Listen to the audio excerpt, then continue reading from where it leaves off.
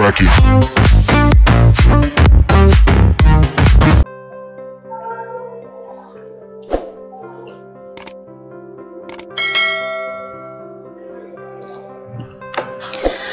Assalamualaikum warahmatullahi wabarakatuh.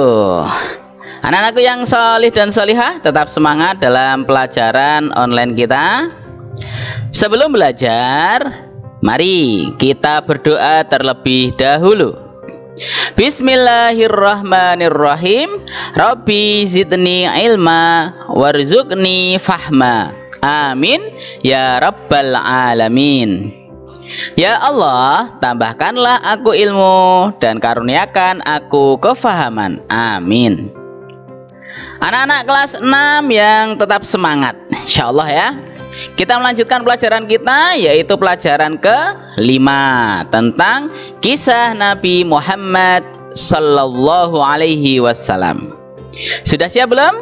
Oke, kalau sudah siap, kita langsung saja ke pelajaran kita. Yang akan kita pelajari pada kesempatan saat ini: A. Kelahiran Nabi Muhammad Sallallahu Alaihi Wasallam. B. Nabi Muhammad Sallallahu Alaihi Wasallam di masa kanak-kanak. C. Nabi Muhammad Sallallahu Alaihi Wasallam sebagai uswatun hasanah. D. Nabi Muhammad Sallallahu Alaihi Wasallam diangkat menjadi nabi dan rasul. E. Nabi Muhammad Sallallahu Alaihi Wasallam wafat. Dan F. Meneladani perilaku Nabi Muhammad Sallallahu Alaihi Wasallam. Baik, anak-anak kelas 6 semuanya, kita bahas satu persatu ya. A. Kelahiran Nabi Muhammad Sallallahu Alaihi Wasallam. Nabi Muhammad Sallallahu Alaihi Wasallam lahir pada tanggal 20 April tahun 571 Masehi, atau bertepatan pula dengan 12 Rabiul Awal tahun Gajah atau Amul Fil. Raja Yaman, yaitu Raja Abraha, datang ke Mekah bersama bala tentaranya dengan menunggang gajah, hendak menghancurkan Ka'bah. Tetapi atas kuasa Allah Subhanahu wa Ta'ala, nih lihat, gajah-gajah mereka lari tunggang langgang. Raja Abraha beserta bala tentaranya hancur lebur dengan dikirimnya burung-burung yang berbondong-bondong, biasa kita sebut dengan burung ababil, yang membawa batu dari neraka. Kisah Raja Abraha ini Allah abadikan di dalam Al-Quran, yaitu di surat Al-Fil.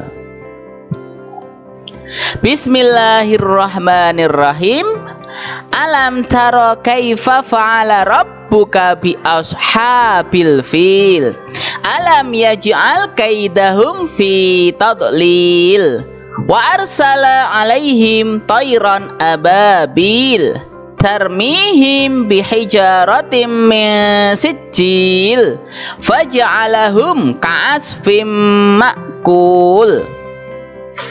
Artinya, apakah kamu tidak memperhatikan bagaimana Tuhanmu telah bertindak terhadap tentara bergajah, yaitu tentara Raja Abraha? Yang kedua, bukankah dia telah menjadikan tipu daya mereka, yaitu untuk menghancurkan Ka'bah itu sia-sia? Yang ketiga, dan dia mengirimkan kepada mereka burung yang berbondong-bondong. Arti yang keempat, yang melempari mereka dengan batu berasal dari tanah yang terbakar. Arti yang kelima, lalu dia menjadikan mereka seperti daun-daun yang dimakan ulat. Ini surat yang menceritakan tentang Raja Abraha. B. Nabi Muhammad Sallallahu Alaihi Wasallam di masa kanak-kanak. Ayah Nabi Muhammad bernama Abdullah bin Abdul Muthalib. Sedangkan ibu beliau bernama Aminah. Sang ayah wafat ketika Nabi Muhammad masih dalam kandungan, yaitu kurang lebih 3 bulan umur dalam kandungan sang ibunda. Sedangkan sang ibu wafat ketika Nabi Muhammad SAW berumur 6 tahun.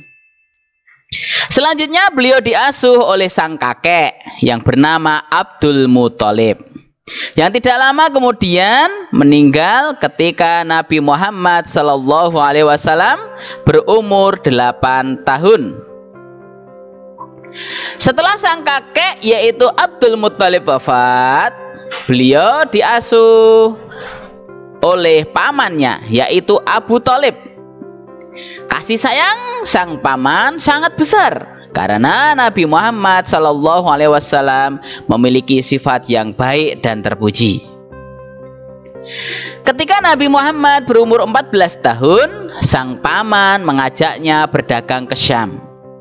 Peristiwa itu terkenal dalam sejarah Islam karena tanda-tanda kenabian mulai diketahui ada pada diri Nabi Muhammad SAW. Tanda-tanda itu diketahui oleh seorang pendeta Nasrani yang bernama Buhaira. Pendeta tersebut berpesan kepada Abu Thalib untuk menjaga keponakannya tersebut dengan baik. Ketika Nabi Muhammad SAW berumur 15 tahun, beliau sudah berani mengikuti perang Fijar atau Harbul Fijar, yakni perang kesucian. Kenapa terjadi perang? Perang tersebut terjadi antara suku Quraisy dan suku Qais yang disebabkan oleh persoalan keturunan dan kebangsawanan. Nabi Muhammad SAW membantu pamannya yang bernama Zubair untuk menyediakan perlengkapan perang. C. Nabi Muhammad SAW sebagai uswatun hasanah, yaitu contoh yang baik. Sejak kecil hingga dewasa, Nabi Muhammad telah dikenal sebagai orang yang jujur, tidak pernah berkata kotor, tidak pernah berbohong, dan tidak pernah melakukan maksiat. Karena kejujurannya dalam berkata dan bersikap, kemudian beliau diberi gelar Al-Amin oleh masyarakat Mekah di kala itu, yang artinya adalah orang yang terpercaya, sehingga masyarakat Mekah sangat mengenal beliau menjadi orang yang sangat dipercaya. D. Nabi Muhammad SAW diangkat menjadi nabi dan rasul. Pada usia 40 tahun, Nabi Muhammad SAW sering melakukan diam diri atau bahasa lainnya bertahanus di Gua Hira yang juga dikenal dengan Jabal Nur. Kerusuhan dan pertentangan yang terjadi di Mekah membuat Nabi Muhammad mencari ketenangan di sana. Nabi Muhammad SAW berdiam diri untuk menjalankan ibadah dan memikirkan keagungan ciptaan Allah Subhanahu wa Ta'ala. Di tengah kekhusyukannya, Nabi Muhammad SAW berdoa. Tepatnya pada tanggal 17 Ramadan, datanglah malaikat Jibril. Apa tugas malaikat Jibril? Ya, benar sekali, malaikat Jibril bertugas menyampaikan wahyu, yaitu membawa wahyu yang pertama, yaitu surat Al-Alaq ayat 1-5. Di hal itu menjadi tanda bahwa Nabi Muhammad SAW telah diangkat oleh Allah menjadi nabi dan rasulnya. Yuk kita baca bersama surat Al-Alaq ayat 1-5. A'udzu billahi minasyaitonir rajim. Bismillahirrahmanirrahim. Artinya, dengan menyebut nama Allah yang Maha Pemurah lagi Maha Penyayang. Al-Alaq ayat pertama. Iqra bismi rabbikal ladzi khalaq. Artinya, bacalah dengan menyebut nama Tuhanmu yang menciptakan. Al-Alaq ayat kedua. Khalaqal insana min 'alaq. Artinya, Dia telah menciptakan manusia dari segumpal darah. Al-Alaq ayat 3. Iqra wa rabbukal akram. Artinya, bacalah dan Tuhanmu lah yang Maha Pemurah. Al-Alaq ayat 4. Alladzi 'allama bil qalam. Artinya, yang mengajarkan manusia dengan perantara kalam. Al-Alaq ayat 5. Allamal insana ma lam ya'lam. Artinya, Dia mengajar kepada manusia apa yang tidak diketahuinya. Anak-anakku yang salih dan salihah, kita lanjutkan ya. Sejak kejadian di Gua Hira, wahyu turun berangsur-angsur dan terjadi selama kurang lebih 23 tahun.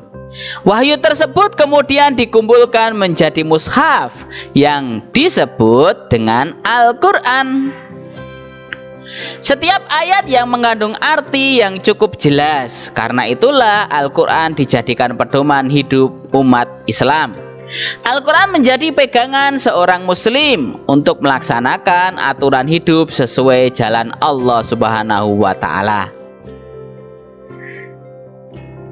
Nabi Muhammad wafat. Nabi Muhammad Sallallahu Alaihi Wasallam wafat pada usia 63 tahun, yaitu pada tanggal 12 Rabiul Awal tahun 11 Hijriah, atau bertepatan dengan tanggal 8 Juni 632 Masehi. Beliau dimakamkan di Madinah. F. Meneladani perilaku Nabi Muhammad Sallallahu Alaihi Wasallam. Sidik. Artinya benar. Nabi Muhammad Sallallahu Alaihi Wasallam selalu bersikap dan berkata benar. 2. Amanah. Artinya dapat dipercaya. Semua perkataan dan perbuatan Nabi Muhammad Sallallahu Alaihi Wasallam dapat dipercaya. Ketiga, tabligh, yaitu menyampaikan. Nabi Muhammad bertugas menyampaikan kabar baik dan peringatan bagi kita semua. Yang keempat, fatonah, artinya cerdas. Nabi Muhammad Sallallahu Alaihi Wasallam merupakan pribadi yang cerdas. Anak-anakku semuanya, ya, kita masuk ke akhir pembelajaran kita. Ini dia, cover buku kita sudah keluar. Dari sejarah tentang Rasul kita, Nabi Agung Muhammad Sallallahu Alaihi Wasallam. Baik anak-anak semuanya, setelah belajar jangan lupa kita mengucapkan kalimat hamdalah. Yuk kita ucapkan bersama-sama. Alhamdulillahi Rabbil Alamin. Segala puji bagi Allah, Tuhan semesta alam. Dari Pak Guru kurang lebihnya mohon maaf. Tetap semangat di dalam belajar. Wassalamualaikum warahmatullahi wabarakatuh.